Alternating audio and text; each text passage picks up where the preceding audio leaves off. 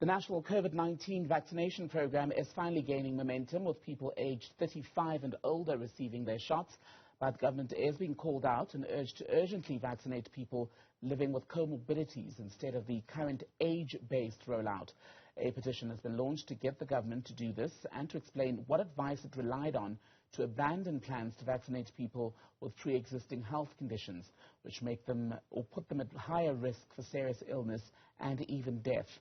One of the people championing this cause is Dr. Tlaleng Mofokeng, and she joins us now live to talk more about what it is exactly that you're seeking. Doctor, thank you so much for your time.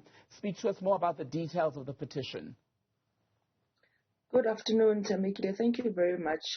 It's important, of course, to note that this current petition is just one moment in time in a series of events where human rights defenders, healthcare practitioners, public health experts, as well as the Office of the High Commissioner for Human Rights have been really trying very hard to ensure that states firstly understand and remember their obligations, but also actually implement the obligations under the right to health, even during this time of pandemic. And so this particular petition is important to call on government to actually prioritize immediately all adults with medically established comorbidities irrespective of their age.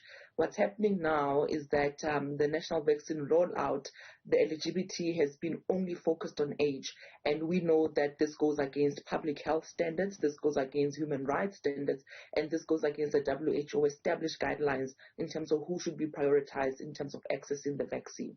And currently, with the age-based approach, it's very easy, I suppose, to verify people's details. All you have to do is produce an ID book. When we go the comorbidities route, should it happen at this stage, how would it happen in a way that we avoid people skipping the line or making false claims to get vaccines that should, as you say, go to people who've got diabetes, for example, first?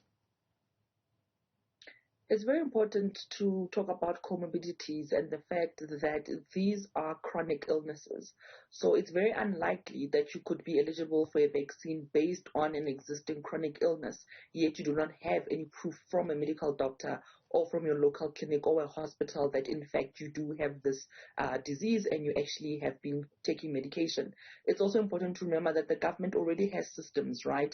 We have the SASSA system where many people are already qualifying for some form of social support, either based on a form of disability or medical condition. So they can also utilize that. The other thing is that vaccinations are happening in local communities where people reside.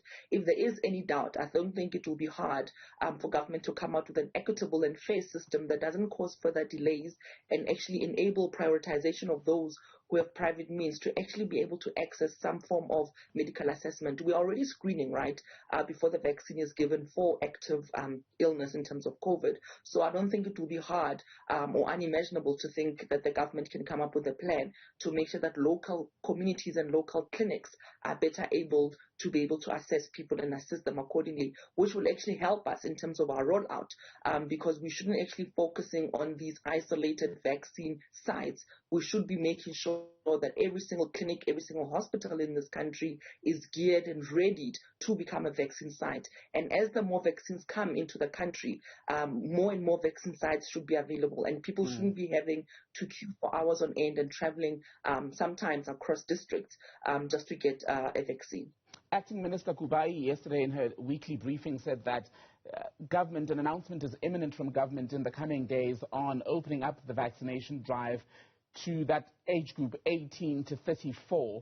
Does that give you some level of encouragement that then people with comorbidities, especially those outside the 35 plus bracket, could soon get these much needed shots? So the more people can get the vaccine as soon as they can, the better. Right, so that definitely makes public health sense. What we also are asking for is some form of transparency in terms of the advisories that are being given to the ministry through the Ministerial Advisory Committee and the Vaccine Management Advisory Committee. We remember just a few weeks ago, government showed that they actually are capable of creating exemption systems which go to, again, disadvantage people with comorbidities. We saw how UN staff, embassy staff, sports and business people, and politicians were being suggested to then be prioritized. So it's at the backdrop of that that we know that we can't fully just relax and just say, well, let's just allow things to happen. We have to keep pressure. Civil society has to remain active in terms of demanding transparency to enable accountability. And it's this exemption systems that will really worry us, and to what end and when will they stop? So we know where there's a will, they can create these abnormal hierarchies of who is deemed worthy of a vaccine or not. And we have to remember these are absolute human rights issues. The vaccine must be affordable, easily accessible, and this falls on the state to ensure. And people with comorbidities have always been determined as people who can suffer severe illness or even death. Even at the time where COVID was evolving, we understood that. Our own government understood that. But now when the vaccines are available, they seem to be backtracking on those very important issue of comorbidities. We had more than a year to plan, right? It can't be that now when we're supposed to implement, we come up with arbitrary, age discrepancies about how people should qualify. We had more than a year to plan and to think about how to deal with issues of comorbidities. And the other sad reality currently in South Africa, we desperately need to vaccinate as many people as possible. Yes, it's finally gathering pace. B, we don't have enough doses in the country currently to really vaccinate in the millions that we ideally would want to see. And that then ties in with the other conversation, the other passion that you've been speaking about, and that's the issue of that TRIPS waiver that would allow us access to the scientific knowledge in order to produce domestically the much-needed doses. Absolutely. And the latest announcement about, a particular manufacturer, identifying South Africa as a potential partner, we have to understand it for what it is. People are not sharing scientific knowledge. There hasn't been any waivers in terms of intellectual property. The multiple IPs that are required into the manufacturing of this vaccine at different stages, by the way.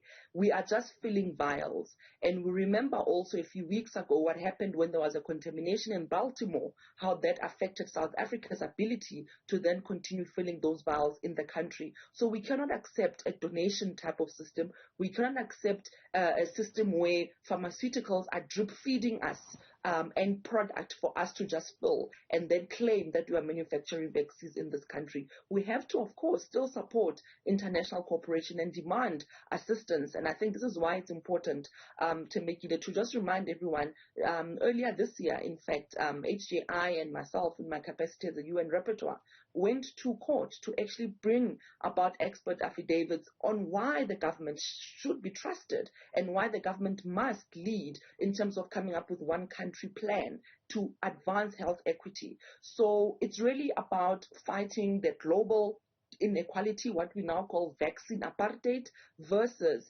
demanding national accountability and transparency and equity in how people access the vaccines once they are in this country. Dr. Tlaleng Mofokeng, always good to speak to you. Thank you so much. We'll continue to follow developments around that petition. For now, thank you for your time.